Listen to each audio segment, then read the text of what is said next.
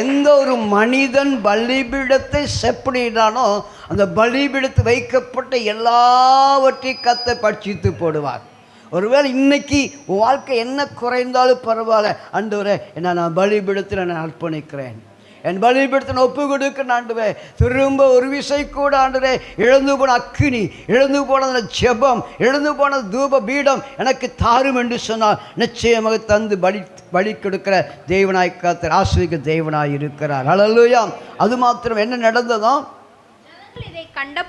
ஜனங்கள் இதை கண்டபோது முகங்குப்புற விழுந்து கர்த்தரே தெய்வம், கர்த்தரே தெய்வம், கர்த்தரே தெய்வம் என்றார். கரங்களை தட்டுவோமா?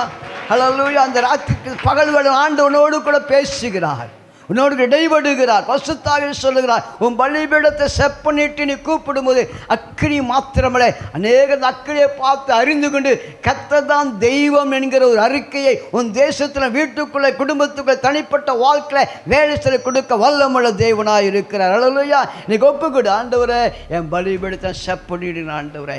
உடைக்கப்பட்ட பலிபீடம் தான், உடைக்கப்பட்ட பலிபீடம் தான். எந்த ஒரு மனிதன், எந்த ஒரு விசுவாசி ஆண்டவரே என் பலிபீடத்தை கட்ட விரும்புகிறேன், என் பலிபீடத்தை திரும்ப நான் புதுப்பிக்க விரும்புகிறேன், புதுப்பிக்க எனக்கு அர்ப்பணிக்க ஒப்பு கொடுப்பாயானால் ஆண்டவன் பலிபீடத்தை கட்டுவார்.